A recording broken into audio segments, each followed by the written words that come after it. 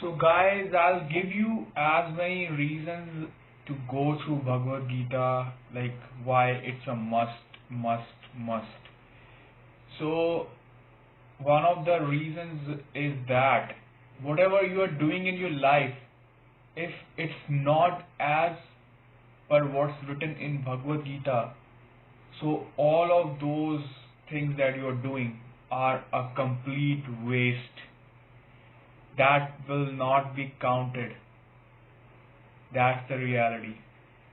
Only those things that are written in Bhagavad Gita will be counted. So it is a kind of surprise, but it's reality. And Bhagavad Gita is actually knowledge that must be given prior to any other knowledge that you can ever gain.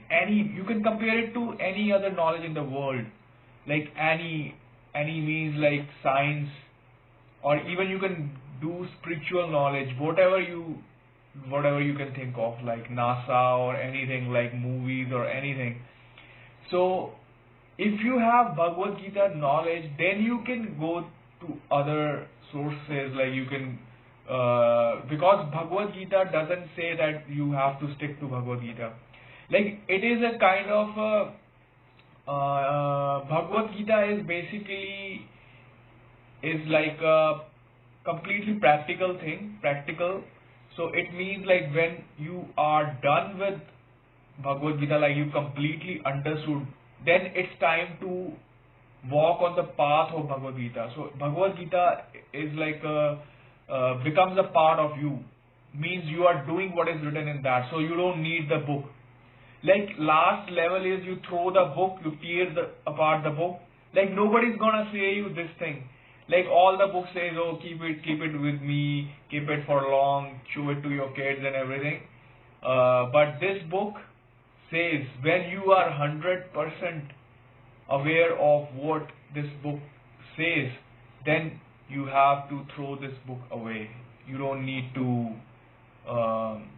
even remember anything about this, because that book will be inside of you.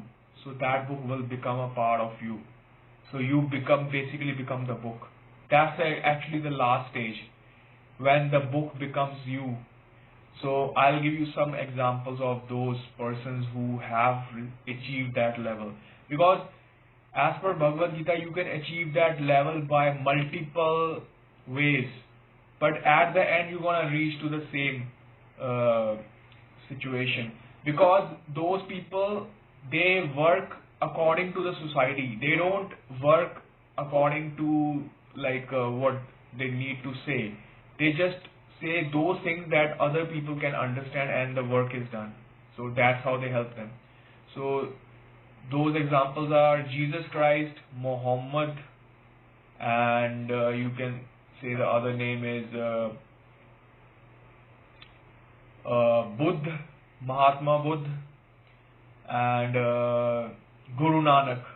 So these people have read Bhagavad Gita like in their previous births. So then Bhagavad Gita became a part of them. So they don't need the book, they don't need to preach the book, because they know people won't understand the book. They will just only understand the thing that they can understand. Because Bhagavad Gita is very complex thing, like it's not a simple thing. Like if you know like physics and everything, right? So there are conditions. If you do this, then you have to do that as well. Like if this is true, only if the other thing is true as well. So Bhagavad Gita is also one of the most complex idiom, I would say, the most complex you could ever imagine. Like it is the biggest mystery to solve. And after you solve the puzzle, like you are successful in the theory of Bhagavad Gita, then it starts becoming part of you. It's not like that you have to completely understand A to Z and then only you start practical work. It depends upon your nature. Some people want, like depending upon the nature of a person, maybe they are more practical and less theoretical, so they maybe read it once and they might understand, oh, I might think that I have already understood it, so I don't need it, so I just need to practically do the stuff.